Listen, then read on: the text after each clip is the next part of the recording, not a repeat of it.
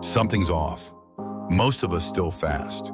We skip meals, we track hours, we feel hunger, and yet something feels off. Not physically, internally. Because fasting today often leaves us lighter in the body, but strangely empty in the mind. We stop eating for a few hours or a day, yet everything else continues as usual. The routine stays, the noise stays, the habits stay. So if fasting is meant to mean something, why does it so often leave us unchanged? Today, fasting is everywhere, as a diet, as a productivity hack, as a lifestyle trend. We fast to lose weight, to reset the body, to regain control. And none of this is wrong. Science shows real benefits. Even short fasts can help the body. But somewhere along the way, fasting began to lose something deeper. Because fasting was never just about not eating food. And the strange part is, every civilization seemed to know this. We just forgot. Across religions and cultures, fasting was never only about food. In Christianity, fasting was humility, a reminder that life is more than consumption. In Islam, fasting during Ramadan is discipline and compassion, feeling hunger so one remembers the poor. In Hindu traditions, fasting is tapasya, voluntary restraint to purify intention and sharpen awareness.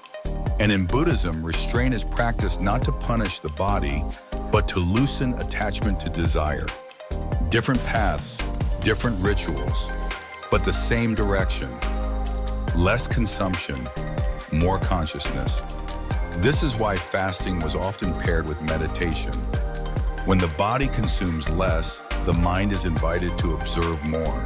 Silence replaces excess. Awareness replaces impulse. Earlier, fasting asked a difficult question. What controls me?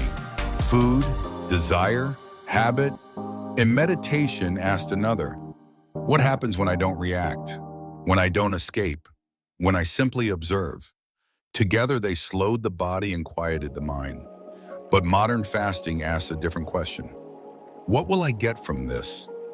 So we removed food, but kept the noise, the notifications, the scrolling, the comparison, the ego, and that's where the hollowness begins.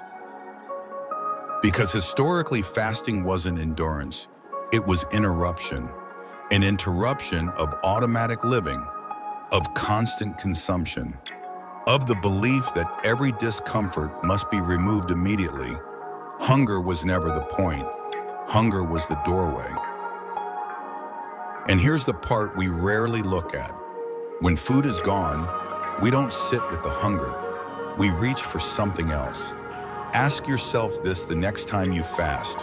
What do I reach for when food is gone? My phone, work, noise, validation? Because what you reach for in hunger reveals what actually governs you. And that was the original work of fasting. This is where fasting quietly lost its meaning. It was never meant to make us impressive. It was meant to make us quieter. It wasn't about optimization. It was about orientation. Not about becoming stronger, but about learning restraint. When fasting feeds the ego, its meaning fades. And losses like this don't announce themselves.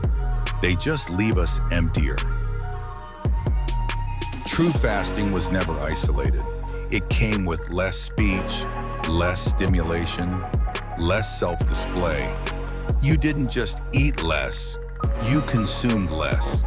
Period. Because fasting was meant to thin the world so the self could be seen more clearly. So maybe the question isn't why fasting feels empty today. Maybe the question is this: what are we still feeding while we fast? Because fasting from food while indulging every other appetite, what restraint? It's selective denial. A meaningful fast costs something internal, not just hunger, but comfort, not just calories, but distraction, not just meals, but automatic behavior. Fasting isn't measured by time without food, but by awareness gained without distraction. If nothing inside changes, nothing was really fasted from. When fasting only changes the body, it feels empty. When it changes how we relate to desire, control, and excess, it becomes meaningful again. Perhaps fasting didn't fail us. Perhaps we made it too easy, and meaning never returns without resistance from within. That is the lost meaning.